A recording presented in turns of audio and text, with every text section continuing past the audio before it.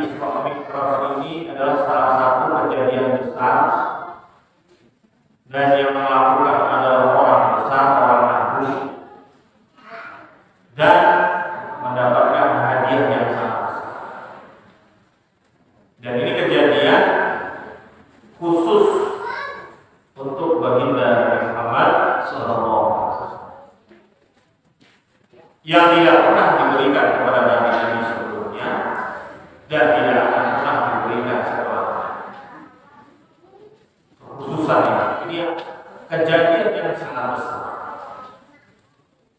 Dan termasuk perintah Allah dalam Al-Quran, Allah Subhanahu wa Ta'ala perintahkan fadzakirhum bi ayatillah. Hendaklah kita ini mengingatkan kepada mereka, saling mengingatkan atau mengingatkan kepada mereka dengan hari-hari kejadian-kejadian pertolongan Allah kepada hamba-hamba. Ini kalau kita masuk perintah Allah supaya diingatkan, saling mengingatkan. Terus sunnah Nabi-nya bagaimana? Sunnah Nabi-nya Nabi mencontohkan bahwa dulu tanggal 10 Muharram atau kita sering sebut dengan Asyura, baginda Rasulullah SAW memerintahkan para sahabat untuk mensyukuri atau memperingati pertolongan yang Allah Subhanahu wa Ta'ala kepada Nabi Musa dengan ditenggelamkannya Fir'aun. Jadi para sahabat sampai puasa di hari Asyura. Untuk apa? Untuk memperingati hari pertolongannya Allah Subhanahu wa Ta'ala kepada Nabi Musa. Maka perbuatan Nabi itu menjadi sunnah kalau kita juga merayakan hari-hari besar, memperingati hari-hari besar. Karena ini kejadian yang sangat besar, sedangkan diperingati setiap tahun aja kita masih sering lupa. Apalagi kalau tidak diperingati. Sering lupa, ya buktinya sering lupanya apa ya? Buktinya sholat jemaahnya masih belum penuh di masjid kita, di musola kita. Itu kan berarti masih lupa dengan kejadian Isra Mi'raj. Kenapa? Karena kejadian Isra Mi'raj pada intinya adalah sholat.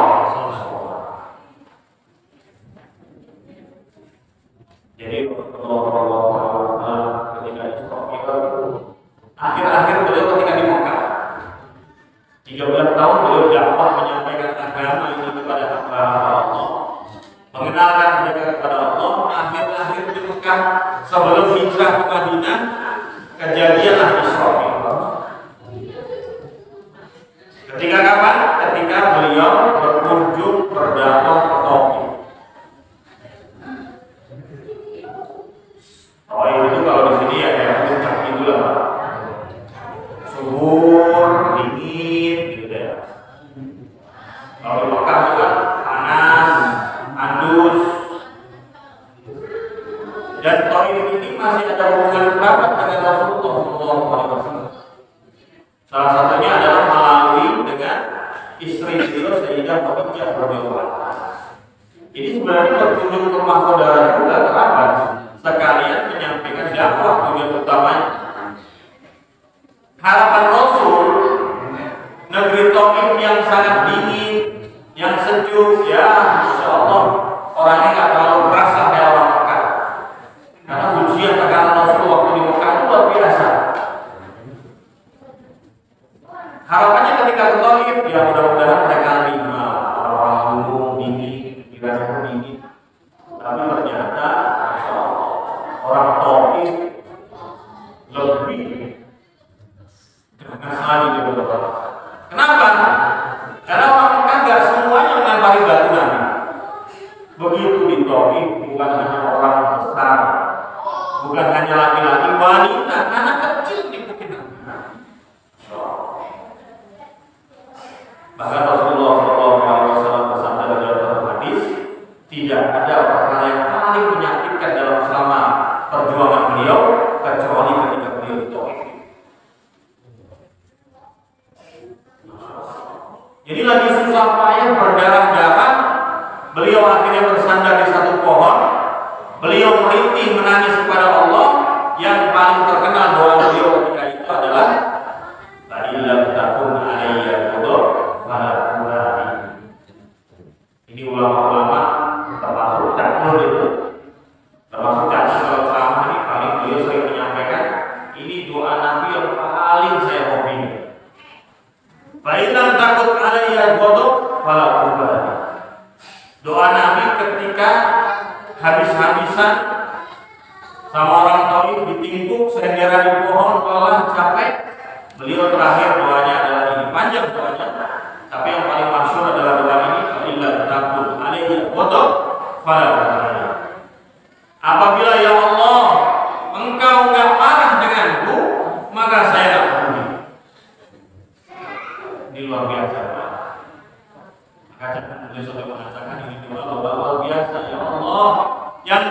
Allah nggak marah. Mau saya miskin, mau saya kaya, mau saya sakit, mau saya ini sehat, yang penting intinya jangan sampai engkau marah pada saya. Ini doanya. Kalau tidak takut adanya bodoh, kalau engkau nggak marah, fala ubali. Kalau cuma ditimbungin orang, saya nggak peduli lah. Perjuangan orang agama itu biasa. Bahkan sunatullahnya seperti itu. Pasti ada tantangan, ada pertentangan, ada tantangan. Kalau Nabi saja ditentang seperti itu, apalagi kita. Baginda Nabi Muhammad SAW ketika setelah sudah dari Taif, kemudian berdoa lagi, ilam takut alaiya jodoh kalau lalu saya peduli ya Allah, yang penting engkau ridho kepada saya. Itu malaikat datang berbondong-bondong, wahai Rasulullah, kalau memang engkau mau ini saya tutup ini orang Taif ini dengan gunung-gunung ini, saya tutup mereka. Pada geram, para malaikat pada bergetar kata-kata. Tapi apa kata Rasulullah? Mereka itu nggak tahu. Saya berharap kalau bukan mereka, ya anak mereka. Kalau bukan anak mereka, cucu-cucu mereka nanti akan mengambil agama. Dan ternyata benar doa Rasul. Sekarang di Taif rata-rata sudah isi. Maka kalau orang itu ada plus Taif, kenapa? Karena memang jauh, 6 jaman, jauh. Dan di sana itu yang biasa kita sering lihat pakai kereta gantung itu. Taif ini tempat wisatanya orang Mekah. Ya kalau kita puncak lah, kayak Imam Sudais, orang-orang besar pejabat-pejabat itu punya villa masih di Taif. Jadi mereka itu kalau lagi rekreasi, lagi menenangkan, lagi refleksinya di Taif. Punya villa khusus, punya villa pribadi, banyak orang wisata. Dan ternyata itu bagus. Cucu-cucunya orang Taif, bahkan Muhammad bin Qasim yang mengislamkan Hindustan, India, Pakistan, Bangladesh sampai ke Asia itu yang mengislamkan Muhammad bin Qasim. Beliau adalah yang dikirim oleh Hajjaj bin Yusuf. Nah itu beliau ternyata masih keturunannya orang Taif. Jasanya orang Taif ternyata sangat besar oleh orang Islam di Asia. Habis itu baginda Rasulullah SAW berangkat ke Masjidil Haram. Beliau capek, beliau tertidur. Nah ketika tertidur inilah Allah perintahkan Jibril untuk mendatangi Rasulullah, dibedah dadanya Rasulullah, dicuci dengan air zam-zam. Jadi bedahnya hati badannya Rasulullah 2 kali. Yang pertama ketika lahir, yang kedua ketika mau Isra. Dicuci dengan air zam-zam hati beliau, kemudian diberangkatkan untuk Isra. Jadi Isra Mi'raj ini kejadian besar dan hadiahnya bagi pejuang-pejuang agama. Maka sehingga kata ulama ada istilah al-musyahadah ba'dal mujahadah. Rasulullah setelah mujahadah maka bisa melihat langsung Allah Subhanahu. Jadi kalau kita ingin menikmati nikmatnya bisa berhubungan baik dengan Allah, ya mujahadah. Gak bisa tidur-tiduran, malas-malasan, terus tiba-tiba bisa masuk sholat, gak bisa. Karena sudah menjadi konsep al-mujahadah, al-musyahadah dan mujahadah. Kalau ingin merasakan nikmatnya ibadah, ya mujahadah. Apa itu mujahadah? Ya mujahadah misalnya masalah mengenai sholat, ya sering-sering sholat sunnah, istiqomah sholat sunnah, lama-lama sholat menjadi nikmat, ibadah menjadi nikmat. Kalau sholat itu alhamdulillah, tapi nikmat dalam sholat, nah itulah yang kita cari. Nah, Nabi bersabda, "Qurratu fi sholat." Penyejuk mataku adalah di dalam sholat.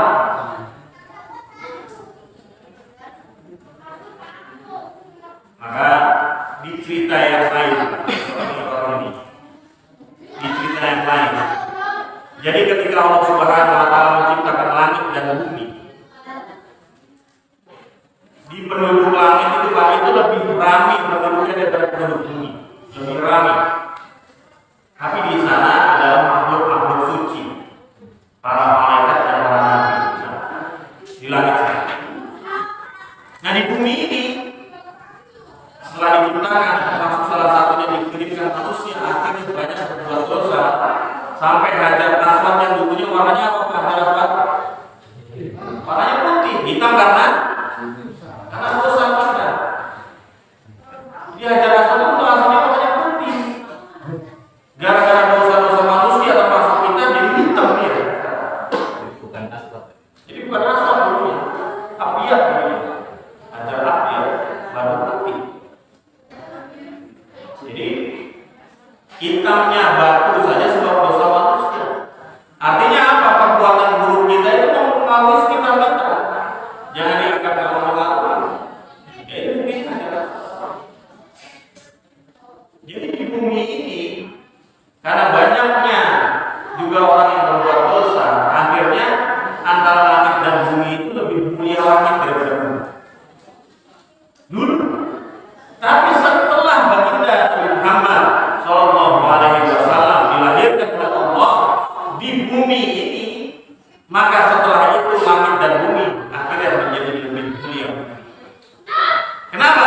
Karena di bumi ada jasadnya baginda Muhammad Sallallahu Alaihi Wasallam, langsung naik derajat bumi, dipisah yang lain. Maka langit dengan penduduknya minta kepada Allah, ya Allah, begitu mulianya bumi karena ada makhluk yang paling mulia di sana, yaitu kasihmu baginda Nabi Muhammad SAW. Maka penduduk langit dengan langit meminta kepada Allah, kalau begitu ya Allah kami juga pengen Isra Mi'raj dari minal Masjidil Haram ila Masjidil Aqsa. Itu Isra. Mi'raj dari Masjidil Aqsa sampai Sidratul Muntaha, itu Mi'raj. Kenapa kok dari Masjidil Haram ke Masjidil Aqsa? Enggak dari Masjidil Haram aja langsung ke atas. Ada yang tahu Pak? Karena atasnya Masjidil Haram, atasnya Ka'bah itu baru ke atas itu namanya Baitul Maqmur, tempat tawafnya para malaikat. Maka kata ulama, andai kan di Baitul Maqmur sana ada yang jatuhkan satu batu, maka akan tepat di atas Ka'bah jalannya. Jadi lurus ke atas itu namanya Baitul Maqmur. Dan di atas itu di Baitul Maqmur juga para malaikat juga tawaf. Nah, kenapa Masjidil Aqsa? Karena Masjidil Aqsa itu adalah pintu lurus menuju langit. Kalau lurus Masjidil Haram, akhirnya kan atasnya Baitul Maqmur, bukan jalurnya. Bukan jalurnya. Kalau mau jalurnya ke Surabaya, dan menuju ke Sumatera, nggak nyampe kan? Jadi supaya nggak zigzag ke Masjidil Haram, ke Masjidil Aqsa dulu, baru lurus kan. Dan tangga atau tempat jalannya Rasulullah ketika Isra Mi'raj di Masjidil Aqsa itulah nanti semua orang beriman yang akan masuk surga semua akan melewati jalan itu. Mudah-mudahan kita semua melewati. Amin. Dan salah satu tandanya apa? Kenapa Rasulullah naik buruk? Berarti kan dua-duanya naik. Kita Masjidil Haram ila Masjidil baru naik ke atas. Naik ke atas langit pertama ketemu Nabi Adam, langit kedua ketemu Nabi Isa, langit keenam ketemu Nabi Musa, langit terakhir ketujuh ketemu Nabi Ibrahim. Begitu Nabi ketemu Nabi Ibrahim, mau naik ke atas dibimbing. Ya Rasulullah, sampai sini saja saya bisa menemani engkau ya Rasulullah. Kenapa? Saya naik sedikit saja dari langit ketujuh ini, habis saya berangkat. Cuma engkau yang bisa naik ke atas ya Rasulullah. Ini kemuliaan baginda Muhammad. Nabi Musa jumpa dengan Allah di Bukit Tursina, jumpa dengan Allah di dunia, di bumi Bukit Tursina. Begitu Allah mau menampakkan di hadapan Nabi Musa, hancur itu bukit. Dan ketika dia berjumpa dengan Allah, Nabi Musa disuruh lepas terlempar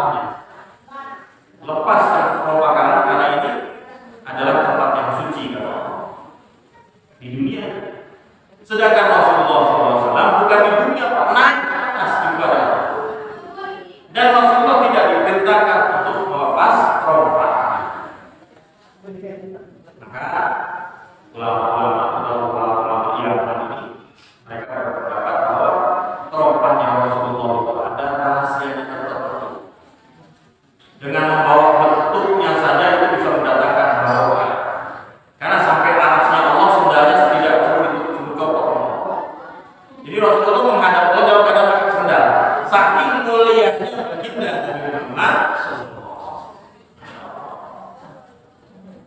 Ketika ketemu para nabi dari langit pertama sampai langit ketujuh, ini kata ulama hikmahnya apa? Kata ulama hikmahnya jangan lupa dengan pendahulu.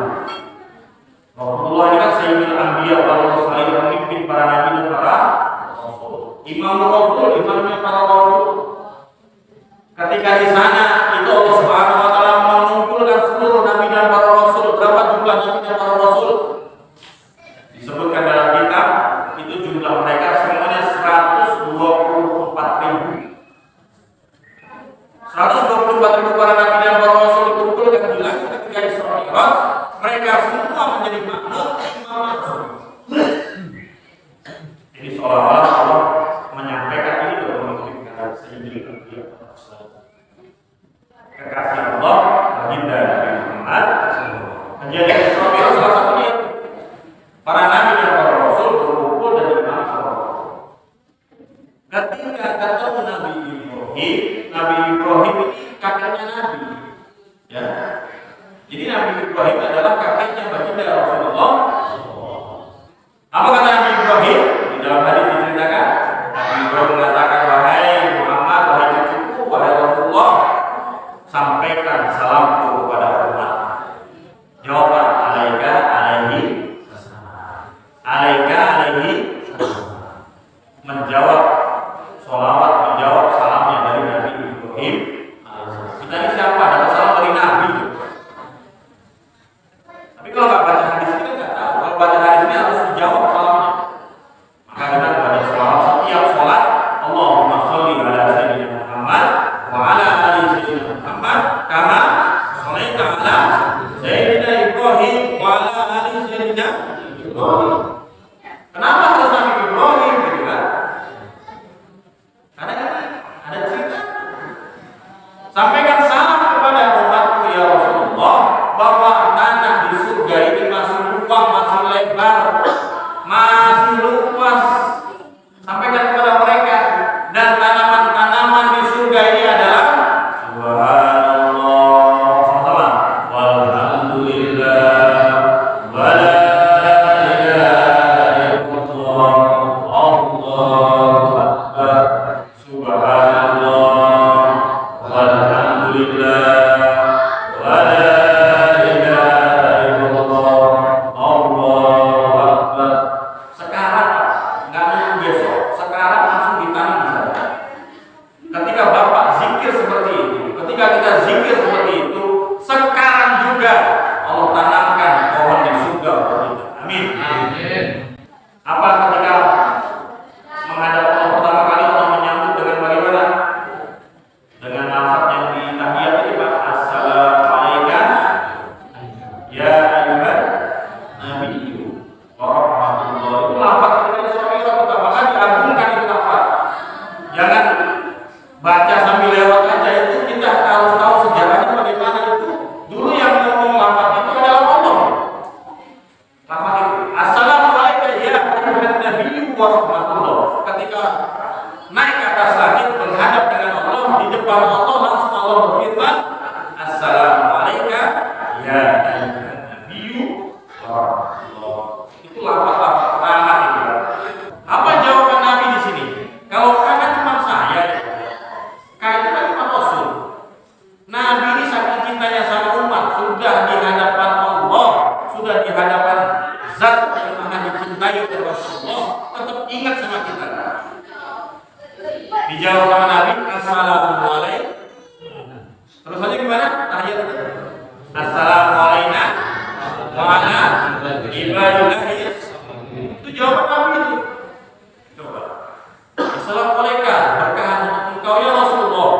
Rasulullah bilang jangan untuk saya aja ya Rasulullah. Assalamualaikum untuk kami juga. Wa ibadillahi. Coba. Rasulullah sudah di hadapan Allah masih ingat kita.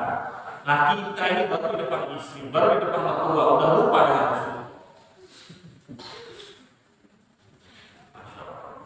Sallallahu alaihi Nabi Muhammad. Maka kasih sayangnya Nabi ini sampai seperti itu. Assalamualaikum wa ibadillahi sholihin. Jangan cuma untuk saya ya Allah, tapi